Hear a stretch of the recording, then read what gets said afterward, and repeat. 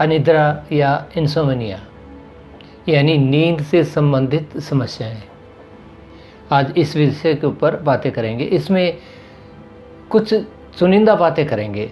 पहले तो हम ये समझने की कोशिश करेंगे कि ये अनिद्रा होती क्या है। उसके बाद अगर अनिद्रा की समस्या हमारे साथ है तो हमें दिन भर क्या क्या करना चाहिए और सोते वक्त क्या करना चाहिए। इन 3 बातों के अलावा चौथी बात करेंगे कि सावधानियां क्या क्या हैं जो हमने बरतनी चाहिए। ये 4 बिंदुओं के ऊपर आज बात करते हैं, अनिद्रा के ऊपर। अब याद करें, जब अब बचपन था, बहुत छोटे थे, तो हम ये सोचते थे कि जब हम बड़े होंगे तो जीवन में इतना आराम होगा। बचपन ही एक ऐसी उम्र है जब हम ये सोचते हैं कि हमारी उम्र ज़्यादा हो और हमारा एक सपना रहता है कि बड़े होकर हम पता नहीं क्या क्या हासिल करेंगे, जीवन में क्या क्या ऐसा आराम रहेगा और हमारी सारी चाहतें पूरी होंगी। ये ख्यालात हमारे सिर्फ़ और सिर्फ बचपन में सबसे ज़्यादा रहते हैं। लेकिन जब बचपन चला जाता है तो हमें इसी का मलाल रहता है कि वो कितना बढ़िया वक्त था, कितना अच्छा वक्त था जो बचपन था। कितने आराम से खेलते थे, कूदते थे, सोते थे, कितनी बेफिक्री रहती थी। और अब जो बड़े हो रहे हैं तो बड़े होने के साथ साथ हमारे सारी फिक्र, चिंताएं, जिम्मेदारियां, पता नहीं कहाँ कहाँ फिर इन्वॉल्वमेंट, वो सारी बातें हमारे साथ जुड़ जाती हैं। और कई बार वो बातें इस कदर जुड़ जाती हैं कि वो हमारे दिनचर्या को भी ख़राब करती हैं और रातचर्या को भी, यानी सोने को भी ख़राब करती हैं। तो उसी को, जब सोने को ख़राब करना, यानी उसी को अनिद्रा कहते हैं, जिसमें नींद ना आए। तो हमें ये जान लेना चाहिए कि कितनी नींद है जो हमें आनी चाहिए, तभी तो हम पता लगाएंगे कि हमें अनिद्रा है या नहीं है। आमतौर पे ये माना जाता है कि 6 से 8 घंटा एक वयस्क के लिए, जो एक अडल्ट होता है, उसके लिए इतनी नींद काफ़ी होती है। लेकिन नींद व्यक्ति से दूसरे व्यक्ति पर अलग अलग आदतों के अनुसार होती है। कोई इंसान सिर्फ 6 घंटे सोता है, कोई 7 सोता है, कोई 8 सोता है, कोई 9 भी सोता है, कोई 5 सोने वाले भी होंगे कुछ लोग। लेकिन अधिकतर लोग 6 से 8 घंटे की नींद लेते हैं और उतना हमारे शरीर के लिए चाहिए, क्योंकि नींद भी हमारे शरीर की एक आवश्यकता है।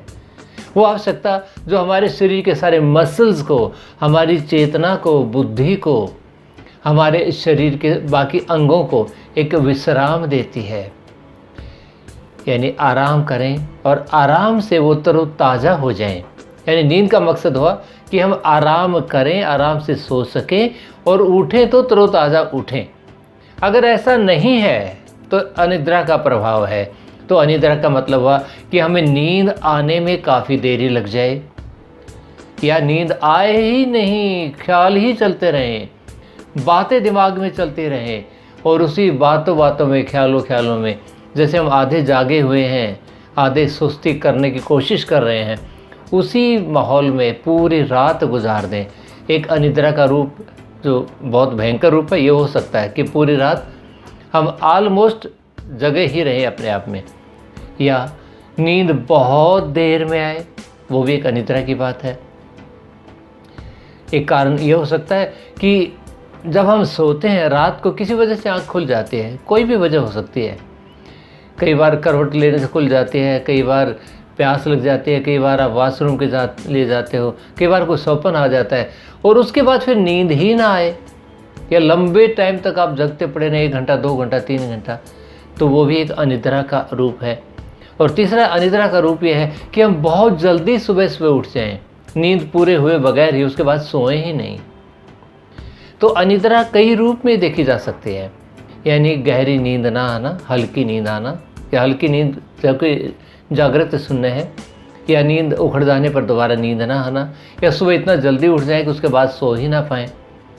तो ये सारे ऐसे रूप हैं जिससे हमारे शरीर को विश्राम जो मिलना चाहिए, जिसका हमारा हक बनता है, वो विश्राम नहीं मिल पाता है। इसी को अंग्रेजी में इंसोम्निया और हिंदी के अंदर अनिद्रा कहते हैं। अब अनिद्रा हो गई है तो उसको ठीक कैसे किया जाए।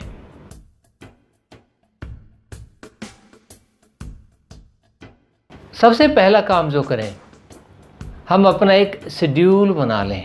शेड्यूल के अंदर कुछ बातें हैं जो आपने ज़रूर ही लिखनी है, यानी वो बातें आपने ज़रूर ही करनी है। एक शेड्यूल बनाएं, जैसे नींद के लिए आपने रखा 8 घंटे या 7 घंटे या 6 घंटे, जो भी आप कंफर्टेबली जिसमें अपने शरीर की आवश्यकता पूरी कर सकें आप। और उसके बाद जैसे उठने का एक वक्त निर्धारित कर लिया, मान लो आपने सवेरे का 5 बजे का वक्त निर्धारित कर लिया, तो उस वक्त उठने के बाद आपने जो जो काम करना है उसका एक अपनी एक सूचीबद्ध करें।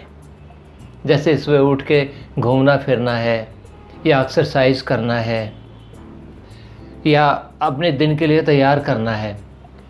वो सारी बातें जो जो आप करते हैं, वो सारी बातें दिन से शाम तक, शाम का वक्त जैसे आपने मान लो सोने के लिए 10 बजे का रख दिया ताकि आप 7 घंटे की नींद सो सकें, तो 5 से शाम के 10 बजे तक का एक शेड्यूल बना लिया। यानी पहले 2 चीज़ फिक्स की, उठना किस वक्त, सोना किस वक्त। उसके बाद दिन में जो जो काम करना है उसको एक समय सारणी के अनुसार बना लिया।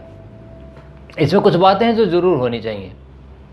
बात नंबर 1 जो मस्ट है कि आपने दिन में एक बार, हो सके तो सुबह, अगर सुबह संभव नहीं है तो शाम को, आपने भरपूर एक्सरसाइज करनी है।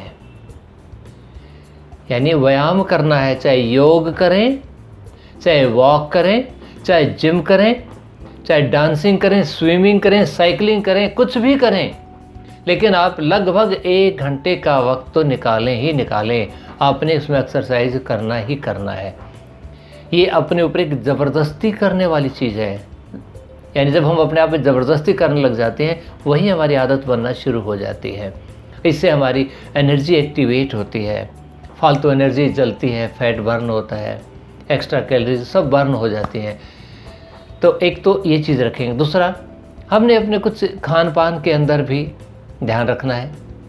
डाइट हमारी हेल्दी डाइट हो, और जो रात का जो डाइट है वो बहुत हैवी ना हो, क्योंकि जो सोने से पहले हमने खाना है, मान लो हम 10 बजे सो रहे हैं तो हम खाना अच्छा है कि 2 घंटे 3 घंटे अगर पहले खा लें, 8 बजे के लगभग भी खा लेंगे, तो भी हमारे पास वक्त रहता है जिसमें पूरा रिलैक्स महसूस कर सकते हैं। तो शाम का खाना बहुत हल्का रखना है, ज़्यादा नहीं रखना है। तो खाने संबंधी हो गया। खाना हमेशा पौष्टिकता को देखकर खाना है, ना कि उसके स्वाद को देख के खाना है। हमारे शरीर को आवश्यकता होती है विटामिन्स की, मिनरल्स की, कार्बोहाइड्रेट्स की, फैट की, इनकी कुछ रिक्वायरमेंट हमारे शरीर के अंदर होती है। वो सारी रिक्वायरमेंट पूरी होनी चाहिए। ऐसा नहीं कि हम सिर्फ प्रोटीन ही प्रोटीन खाते जाएं या फैट ही फैट खाते जाएं। एक बैलेंस्ड डाइट के रूप में हमने अपने शरीर को न्यूट्रिशन प्रोवाइड करना है। ये भी एक थोपने वाली बात होगी। यहाँ पर भी कुछ रेस्ट्रिक्शन आप लगा दें कुछ चीज़ों पर जो शायद आपको नहीं चाहिए। अब आती है बात, अब दिन में करते क्या क्या हो। कोई स्टूडेंट होगा, कोई बिजनेसमैन होगा, कोई सर्विसमैन होगा, तो उनका भी एक अपना टाइम है। उस टाइम पर पहुंचने का एक वक्त होगा, एक आने का वक्त होगा, कुछ प्रिपरेशन का वक्त होगा। उसके लिए भी अपना टाइम निश्चित कर लें। यानी आपका शेड्यूल बन गया उठने का, उठने के बाद व्यायाम करने का, उसके बाद नाश्ता किस वक्त और किस वक्त काम पे निकलना है, किस वक्त काम से आना है, और खाना खाने के बाद कुछ देर के बाद सोना है, तुरंत नहीं सोना है, खाना हल्का खाना है। ये तो आपका एक शेड्यूल बन गया, जो शेड्यूल आप फॉलो करेंगे। इसके अलावा जो बहुत ही इम्पोर्टेंट है, जो आपने सोने से पहले हर रोज़ करना है, वो है आपने जो शेड्यूल बनाया, जो आपने टास्क बनाया है, उस टास्क को आपने मॉनिटर करना है और शाम को उसका रिव्यू करेंगे कि कितना हुआ कितना नहीं हुआ। डेली का काम डेली पूरा करना है, यही इम्पोर्टेंट है। चीज़ें पेंडिंग ना छोड़ें, डेली का काम डेली पूरा करें।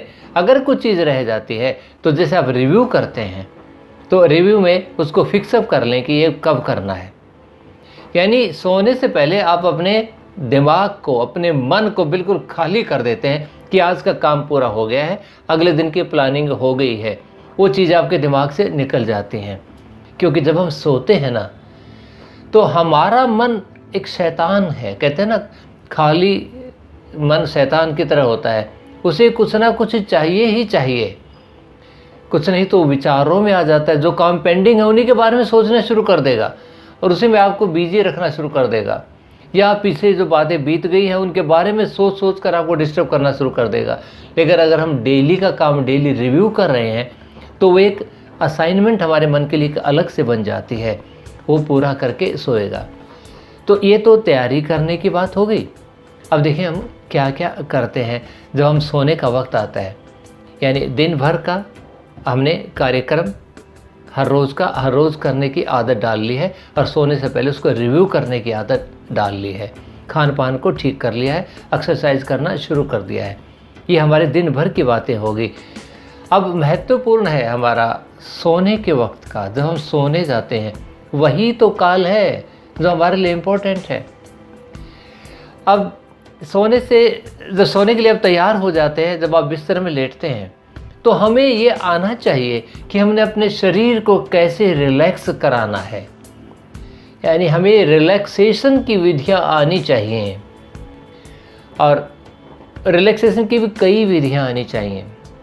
पहली विधि जो बहुत आसान है कि अगर हम अपने शरीर पर, पूरे शरीर पर ध्यान ले जाते हैं, एक एक अंग के ऊपर, एक प्रकार से जैसे हम पूरे शरीर को टटोल रहे हैं, संभाल रहे हैं, जैसे हम ध्यान ले जाए अपने सर के ऊपर, पूरा उसे महसूस करें, ध्यान हटा दें। इस प्रकार फिर अपनी आँखों पे, अपने नाक पे, मुंह पे, इस प्रकार धीरे धीरे पूरे शरीर पे ध्यान ले जाएं और हटा दें। ध्यान हटाने का मतलब होता है उस अंग को एकदम ढीला छोड़ दें। जब हम अंग को ढीला छोड़ते हैं तो हमारा जो चेतन मन है उसका नियंत्रण कम हो जाता है।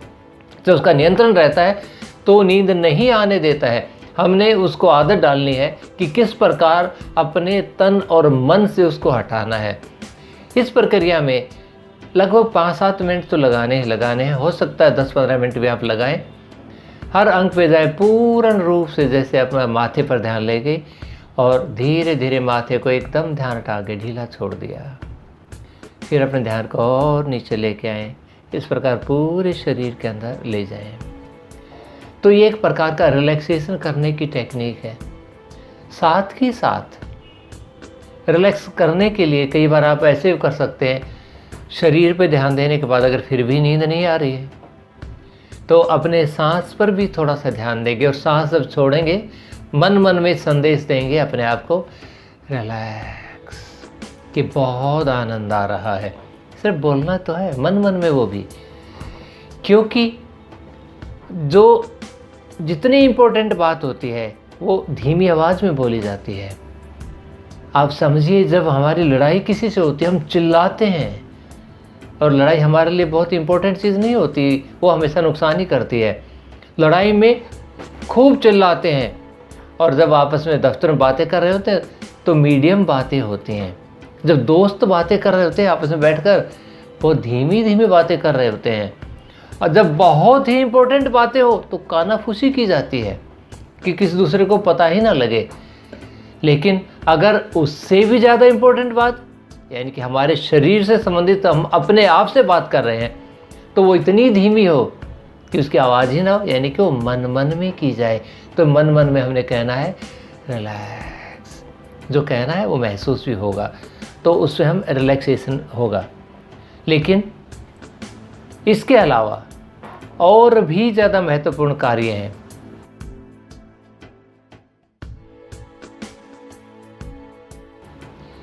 इमेजिनेशन का सहारा लेना, कल्पना शक्ति का सहारा लेना, वो बहुत लाभदायक रहता है। जैसे आपने आपको रिलैक्स कर लिया, फिर मन में कल्पना पैदा करें, जैसे आप एक सुंदर से घर के अंदर हैं। कल्पना इस ढंग के रखें कि उसके अंदर सुंदर सुंदर पर्दे लगे हैं, बेड बहुत ही कोमल सॉफ्ट वेलवेट का है, जैसे बहुत शानदार है, उसमें आप लेटे हुए हैं और वो आप फील कर रहे हैं, वो धंसता जा रहा है, आप बहुत रिलैक्स होते जा रहे हैं।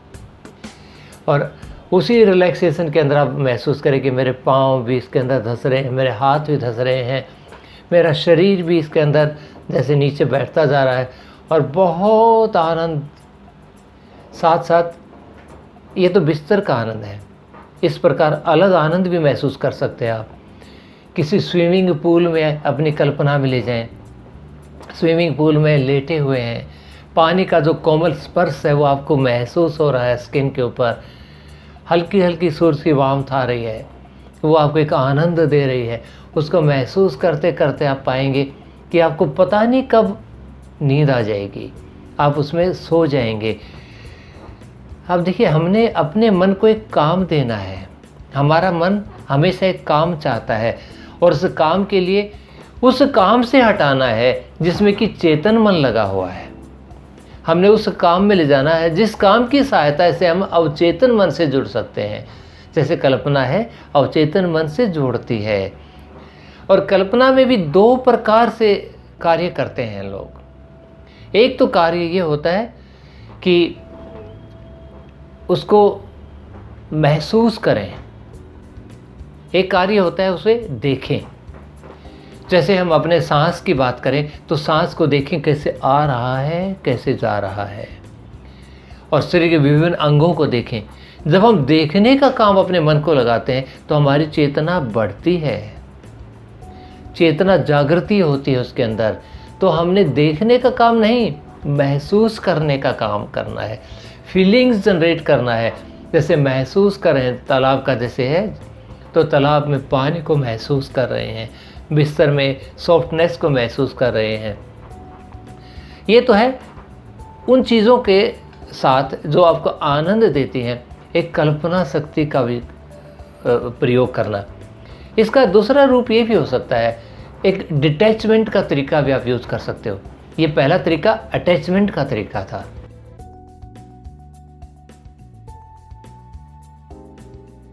अब दूसरा डिटैचमेंट का तरीका भी अनिद्रा में बहुत काम करता है। उसमें आप इमेजिन करना शुरू कर दें, जैसे आप कहीं ऐसी जगह जा रहे हैं, दूर दूर जा रहे हैं, अपने आकाश में जैसे पतंग होता है, पतंग की तरह ऊपर जाते जा रहे हैं अपनी चेतना को, या धरती की शक्ति की एनर्जी में उसके गर्भ की तरफ जाते जा रहे हैं, या सूरज या प्रकाश के जो स्रोत हैं उसकी तरफ अपना ध्यान लेके जा रहे हैं और धीरे धीरे जा रहे हैं, अपने आप को डिटैच होते जा रहे हैं, और जैसे अपने आप खोते जा रहे हैं, खोते जा रहे हैं, उस खोते खोते में आप सो जाते हैं। तो दोनों तरीके से अटैचमेंट तरीका भी चलता है और डिटैचमेंट तरीका भी चलता है। महत्वपूर्ण है कि इमेजिनेशन इस रूप में करें कि उसकी फीलिंग्स उसके अंदर जनरेट हो जाएं। तो ये आपको निंद्रा में ले जाने वाली क्रियाएं हैं। अब ये सारी क्रिया जब करते हैं तो एक मुख्य रूप से सावधानियां क्या क्या रखनी है, उनको मैं 1 मिनट के अंदर सम अप करता हूँ आपके लिए।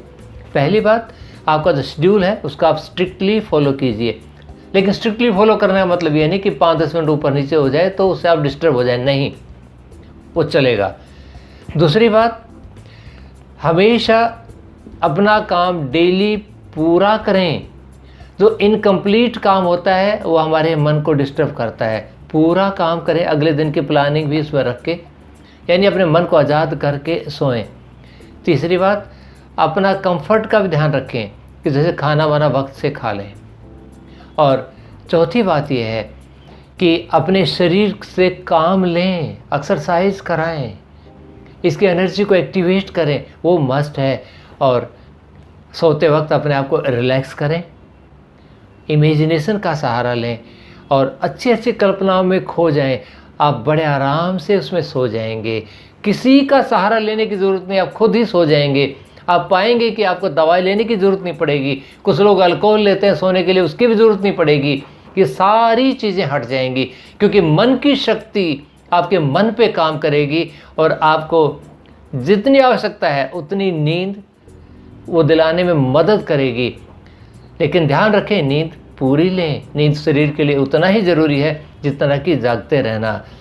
कम से कम 6 घंटे से 8 घंटे के बीच का कोई भी टाइम स्लैब लें, वो आपके लिए मुनासिब रहेगा। और खूब गहरी नींद का आनंद लें, से स्वास्थ्य का आनंद लें।